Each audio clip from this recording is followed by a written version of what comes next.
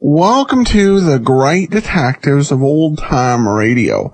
From Boise, Idaho, this is your host, Adam Graham. If you have a comment, send it to me, box13@greatdetectives.net. Follow us on Twitter at Radio Detectives and become one of our friends on Facebook, facebook.com/Radio Detectives. Well, before we get started, today's program is brought to you by the financial support of our listeners. Thank you so much for your support.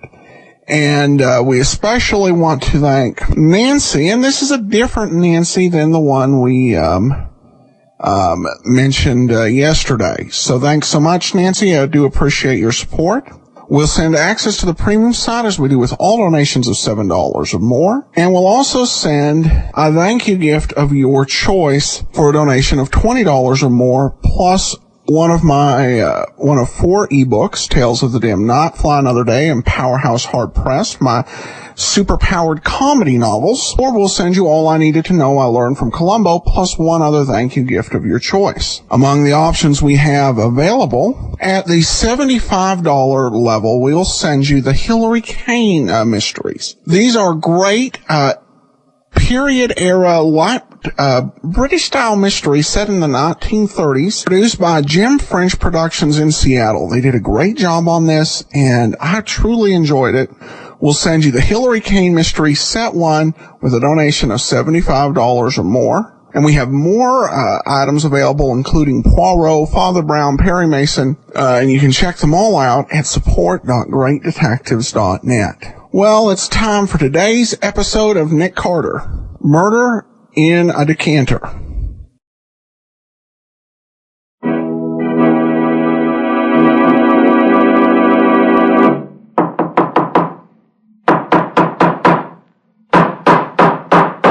What's the matter? What is it? It's another case for Nick Carter, Master Detective.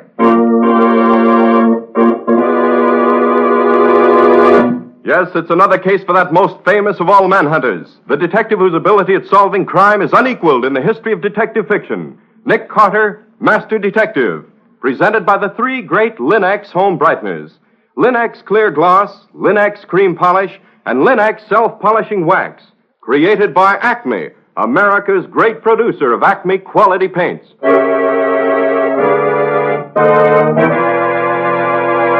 Today's curious adventure: Murder in a Decanter, or Nick Carter and the mystery of the missing body. In just a moment, we'll hear how Nick Carter solved the mystery of the Decanter murder. But first, I want to ask you something. Does your home have that inviting holiday look the whole year round? It can have. Yes, just as Chemtone, the miracle wall finish, has brought new beauty to your walls, so the 3 great Linex home brighteners will bring added loveliness to your floors, woodwork, and furniture. Linex Self-Polishing Wax, which beautifies your floors with a satiny yet tough non-skid finish that resists wear, water, and dirt.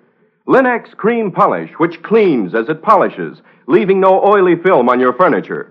And Linex Clear Gloss Varnish, the durable super varnish that dries to an elastic, transparent surface which protects all wood and linoleum in your home. You'll find the 3 great Linex home brighteners at your hardware, paint, or department store. Your headquarters also for Chemtone, the miracle wall finish.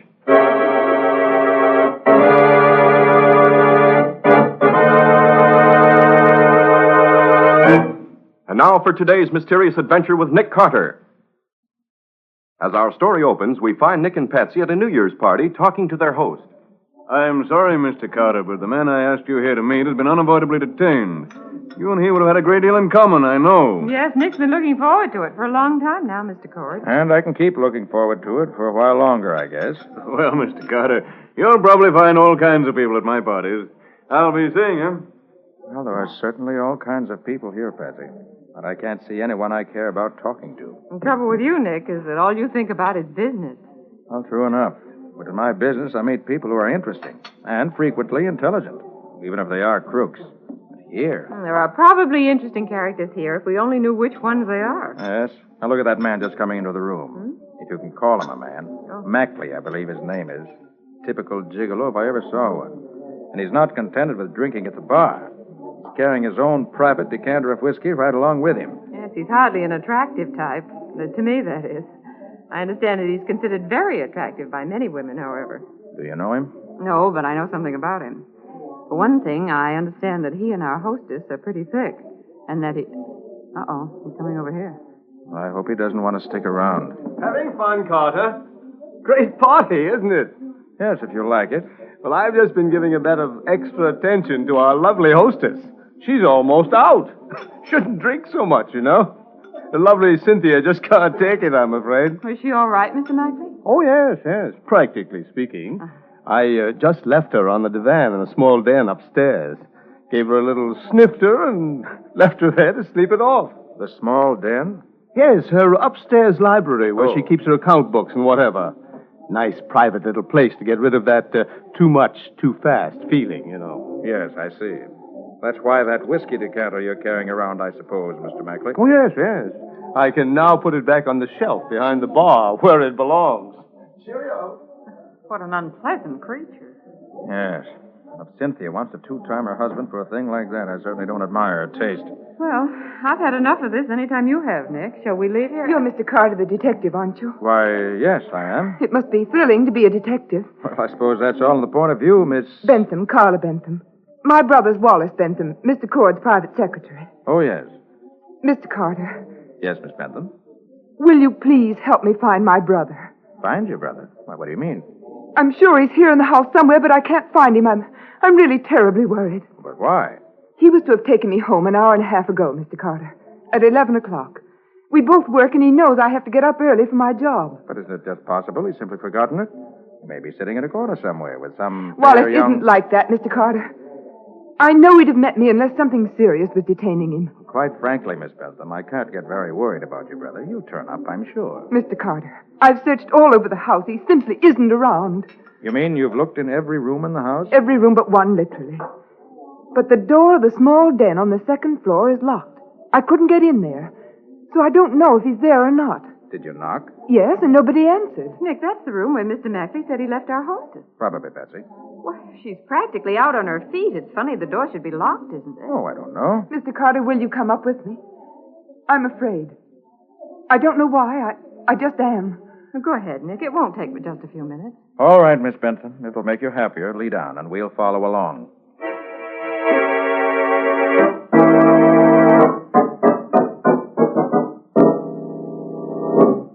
It's right over here, Mr. Carter. Huh? Is this where the 40 thieves hung out?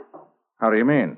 Look at the size of those jars or urns or whatever you call them. 2 at the head of the stairs and 2 more on the landing. Boy. They're Oriental, I believe. Brought back by one of Mr. Cord's ancestors. This is the room. Here. Door's locked, all right. Well, let's try knocking. You see? No answer. Well, detective's supposed to look through keyholes, so I might as well live up to my reputation. Yes, I think I will have a look in there after all. Well, something is wrong, Nick. Mr. Carter, what is it? You'll see in just a moment. And it won't be pleasant, I warn you. And let me get this door open. There. Oh, Nick, that's Mrs. Cord. That was Mrs. Cord. Oh, the whole top of her skull is smashed in. Oh, Nick. Wallace? Wallace? There's obviously no one in this room but the body. But Wallace, where's Wallace? This is the only place where he could be, and he isn't here. He isn't. Please, Miss Benson. This is a matter for the police. I hope Lieutenant Riley doesn't mind being hauled out of bed in the middle of the night.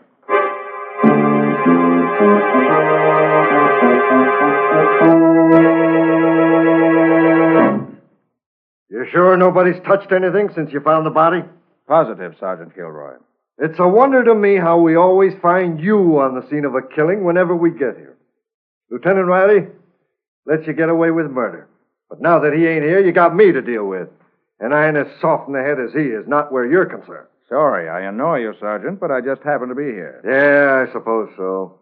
Well, suppose you just happen to tell me what you found out so far. Always glad to help the police, Sergeant, when they need it, which is often enough generally. Now, look here. The body was just where you see it now, on the floor there. I could see it through the keyhole, which is why I opened the door in the first place. On the desk, you see 2 glasses and an empty bottle of Burgundy. And that's all.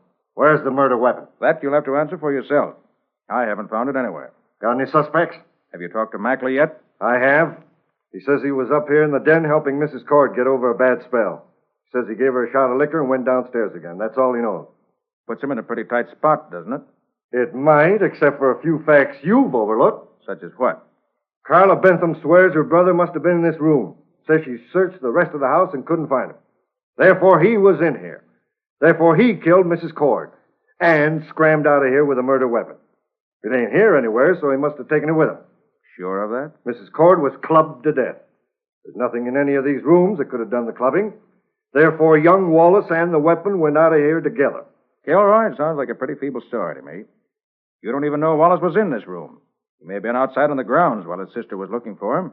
You think Mackley did it? I feel quite sure he didn't. His motive would have been to keep her alive rather than otherwise. He could get money and gifts out of her only as long as she was alive and healthy. No, I haven't found the murderer yet, and neither have you, Kilroy. Yeah? Well, how about this? Wallace Bentham ain't here now, is he? Apparently not. Then how did he get out of this place? He ain't in the house. He ain't anywhere on the grounds. My men know that now. And there's a wall around this place with only one gate. And the man at the gate says he ain't left here since he came in last night. Which means he sneaked away by somehow climbing over the wall. If that don't mean he's guilty, I'm a herring's uncle. You got any theory about what happened here? I got just one theory, and it's the right one. The servants told us there's been something going on between young Bentham and Mrs. Cord. Tonight, young Bentham found Mrs. Cord and Mackley having a drink in here. There's the 2 glasses and the empty Burgundy bottle. He was jealous, waited until Mackley had gone out, and clubbed her over the head in a jealous rage. Very simple when you put it that way. You got any better ideas? Until I have facts to go on, I don't have any ideas at all. Well, I think I'll be getting home if I can find Patsy. Good night, Lieutenant. Or should I say, Sergeant? That's all right, Carter. It'll be Lieutenant one of these days, and don't you forget it. And when it is, Carter, watch your step. I'll be happy to. So long.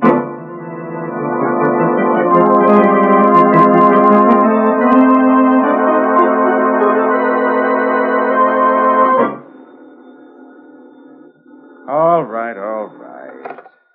Nick Carter's office? Mr. Carter, this is you-know-who.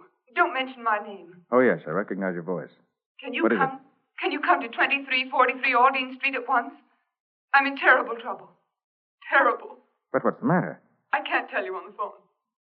For the love of heaven, come. All right. Lucky you caught me. I was just going out to dinner. Be right over.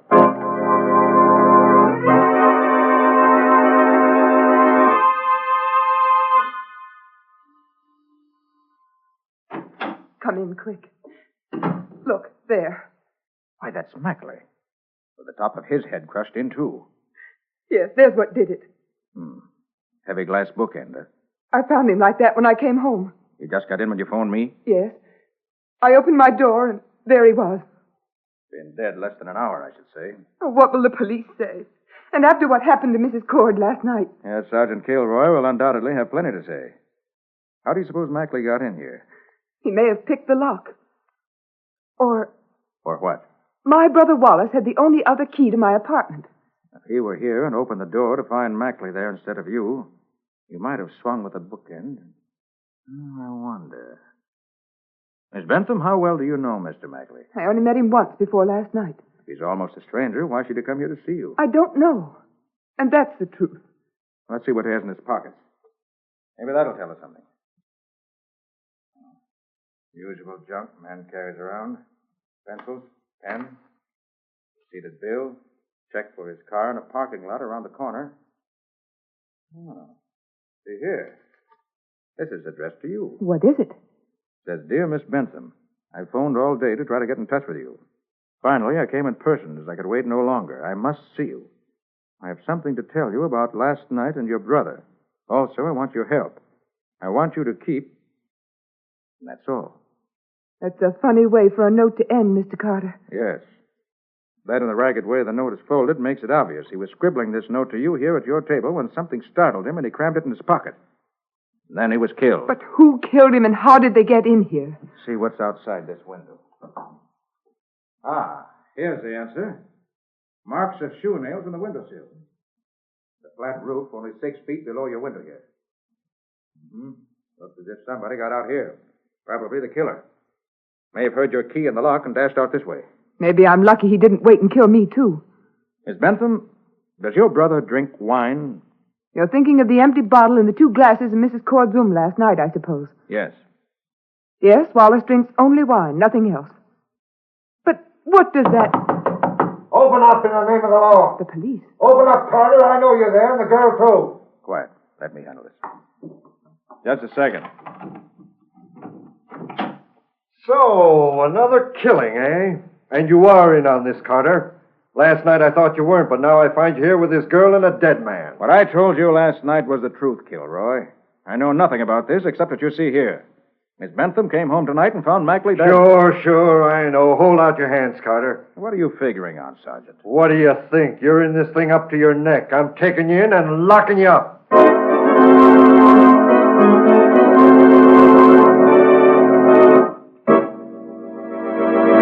Well, what can Nick do now? Arrested and in jail for a murder he didn't commit, he can't do much to find the real murderer. What's going to be his next step? We'll see in just a moment. No matter how careful we are, we're all likely to track in mud, snow, and slush from out of doors these winter days. Save time and energy by protecting your floors. Use Linex self-polishing wax, the non-skid finish, to give your wood and linoleum floor surfaces protection plus beauty. Because Linex self-polishing wax contains genuine Carnauba wax, it wears well and may be renewed at any time without re-waxing the whole floor. Linex self-polishing wax resists water, too, so that it may be wiped up easily. And it lessens your work, because Linex self-polishing wax keeps dirt on the surface, where it's readily wiped away. What's more, Linex self-polishing wax gives all your floors a beautiful, satiny appearance you'll be proud of. Best of all, Linex self-polishing wax requires no tiresome rubbing or polishing. You simply wipe it on in a jiffy. So depend on the modern way to keep your floors looking their best with a minimum of work. Get Linex, Lin-X, Linex self-polishing wax now. You'll find all 3 great Linex home brighteners and Chemtone, the miracle wall finish, at hardware, paint, and department stores everywhere.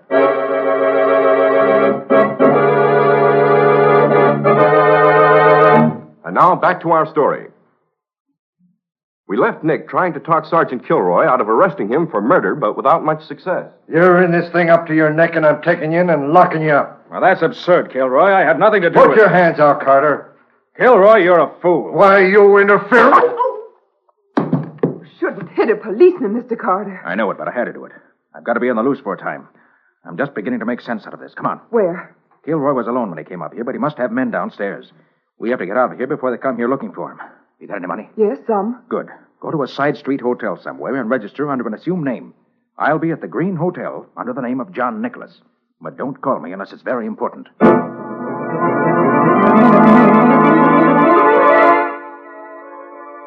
Casey's parking lot. Yes, this is the one. Will you get this car for me, please? Here's the check.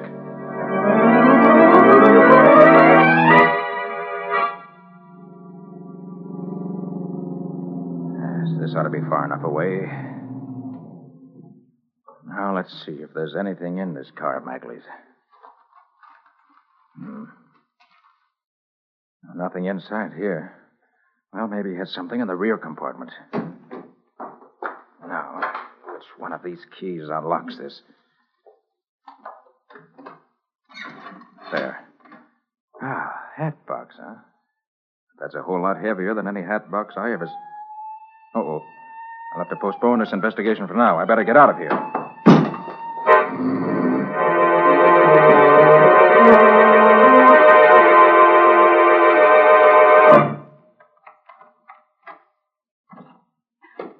Who's there?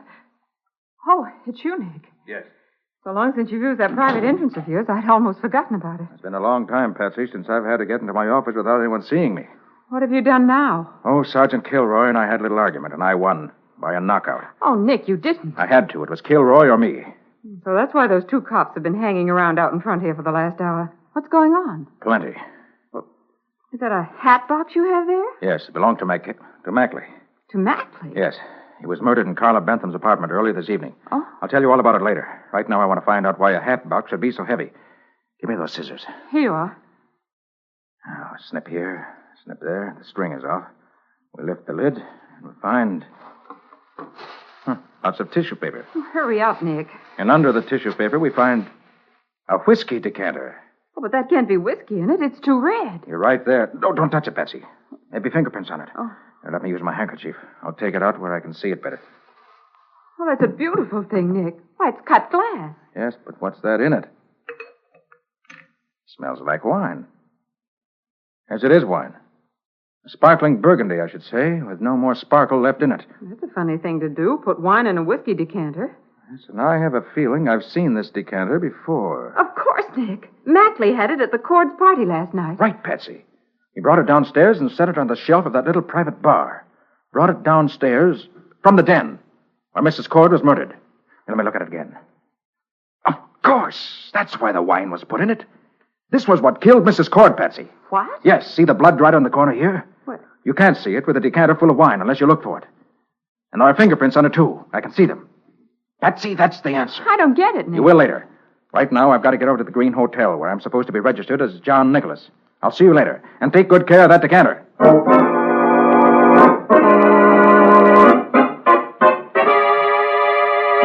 I wonder why I ever picked out such a dump to come to. Should at least have picked a radio. Yes? Can you come to see me again? Right away? What is it this time? Something special. Wallace is coming to see me, and I thought... Wallace? Your brother? Yes, and I thought he could get some advice from you. How do you know he's coming? He just phoned me. Said he'd be here in 5 minutes. But that's utterly and completely impossible. That's what he said. How do you know where to phone you? I guess he must have been near my hotel when I left and followed me here. Can you come? You bet I'll come. I wouldn't miss it. Where are you? The Marlowe. Ask for Helen Laughlin. I'll be there in 10 minutes.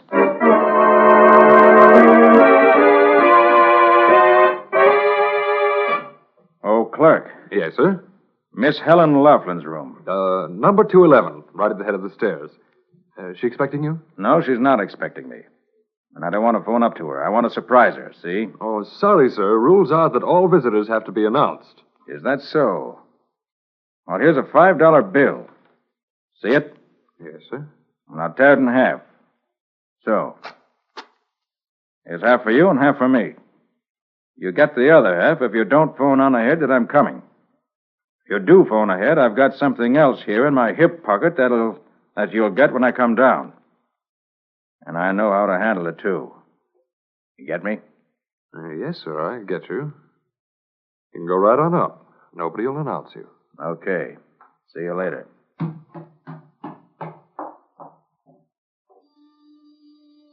Come in. Get your hands up quick, Carter. Close the door, Arthur. Yes, Father. Oh, very nicely done. Mr. Cord and son Arthur, if I'm not mistaken. I'm sorry, Mr. Carter. They made me phone you. We did. A few twists of her arm, and she was glad to oblige. I knew they'd be here, Miss Bentham. So I notified the cops on our way up here. They should be along any minute. Hear that? We've got to get He's out. lying. The police would never believe him now. He's wanted himself. Besides, why should he expect to find us here? For the simple reason that Miss Bentham's brother Wallace just couldn't be coming here to see her. It's a physical impossibility. What do you mean by that? The dead can't walk. Oh! He's just talking, Carla. Come, Carter. Where's that decanter? Suppose I told you it was at headquarters. Fingerprints, blood and all. I wouldn't believe you. You couldn't know anything about it. It couldn't be much plainer. Blood in two places on the decanter. Where your wife was clubbed once, and the other place must have been where you clubbed Wallace. Oh, no. No. I'm sorry, Miss Bentham. These two killed your brother, too. Father, he knows. Just what do you know, Carter? Plenty. You caught Wallace and your wife together and killed them both by slugging them with a whiskey decanter. I imagine that Mackley was close enough to see you do it without being seen himself. Then you had the idea that if young Bentham disappeared, the police would blame the murder on him. So you and your precious son carried his body out and hid it. But while you were gone, Mackley got his big idea. Blackmail. Here in front of him was a decanter with blood and fingerprints on it. And you, Mr. Cord, were now a very rich man, having inherited your wife's fortune at her death. So Mackley got the decanter, poured out the whiskey, and filled it with the wine from the bottle on the desk. The blood didn't show up that way. Then he took it down to the bar, carrying it carefully so as to preserve the valuable fingerprints. Father, how can he know all this? Go on, Carter. Anything else? Plenty. Judging by the note we found on Mackley's body a while ago, he must have gone to Carla's apartment to let her in on the blackmailing scheme, too. Maybe he wanted to hide the decanter there for safety. But you trailed him there, Cord, and socked him with the bookend, figuring you don't hang any higher for 3 murders than for 2. But Carla came in just then, and you had to leave before you could search Mackley's body. Then I got into the case. You trailed me and saw me get hold of Mackley's car, in which the decanter was hidden. Meanwhile, your sweet son trailed Carla here, and the rest was easy. Force her to call me, and then force me to produce the incriminating decanter. You're a fool. Why should I kill my own wife? Because she had money and because you were broke. That and a jealous disposition are motive enough. Okay, so I killed her. Now I want that decanter. You'll call a messenger on that phone. Tell him where to bring it to you at once. If you don't, we'll start working on Carla again. Okay, Cord, you win. For Carla's sake, I'll do it. Let me have the phone. That's more like it, Carter. Call Cranston 1365. That's the nearest messenger office. Here, take the receiver. I'll dial it for you. Very well.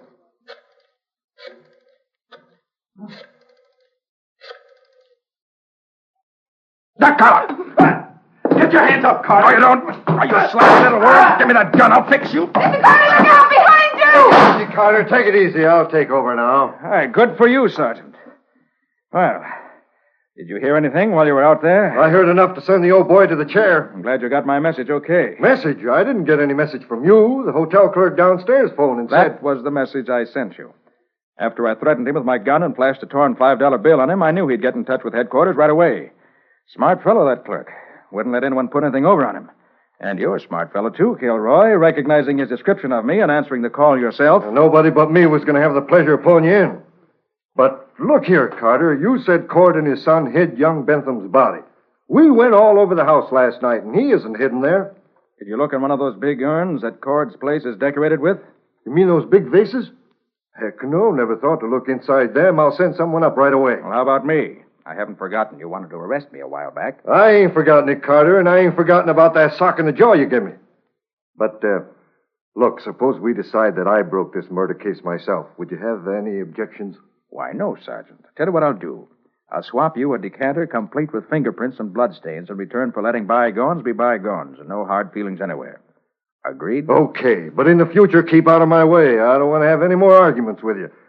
Your arguments have too much punch behind them for me.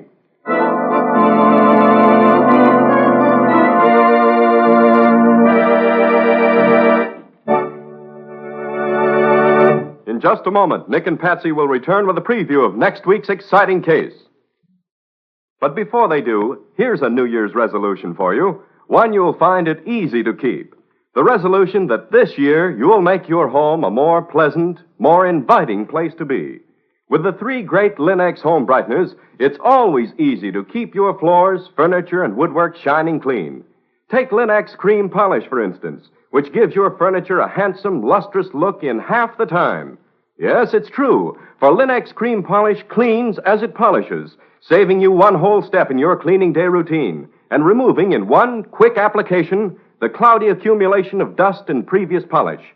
Linux Cream Polish banishes messy fingerprints and helps conceal ugly scratches, too. And it leaves no oily film to attract more dust, to make more work. So be sure to ask your dealer for Linux Cream Polish. Get all 3 great Linux home brighteners. That's Linux, spelled L-I-N-X. You'll find them, Linux Self-Polishing Wax, Linux Cream Polish, and Linux Clear Gloss Varnish at your nearest hardware, paint, or department store. One other important reminder. This is the final week of the great 6th War Loan Drive. Make the world's safest investment now. Invest in victory, in post-war stability, in your own future security. Buy an extra war bond and make your idle dollars fighting dollars.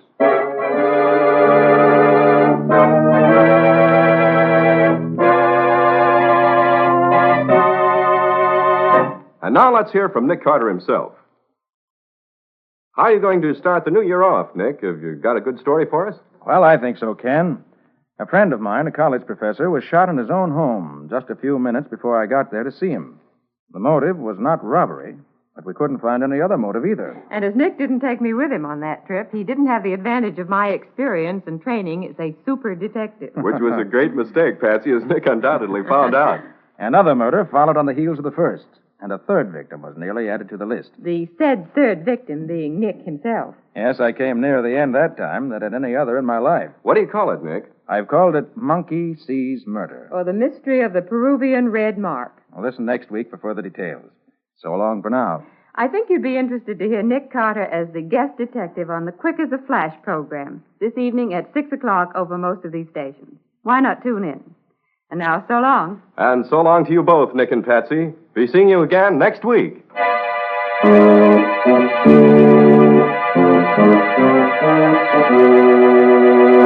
Next week at this same time, listen to another curious experience of Nick Carter, Master Detective, entitled Monkey Sees Murder. Or Nick Carter and the Mystery of the Peruvian Red Mark. Nick Carter, Master Detective, is featured in Street and Smith magazines. Lon Clark is starred as Nick with Helen Choate as Patsy. Original music is played by Lou White, and the programs are written and directed by Jock McGregor. And now, the three great Lin-X home brighteners, Lin-X Clear Gloss Varnish, Lin-X Cream Polish, and Lin-X Self-Polishing Wax, created by Acme White Lead and Color Works, America's great producer of fine Acme quality paints, wishes every one of you real contentment and success during the new year. Ken Powell speaking. This is Mutual.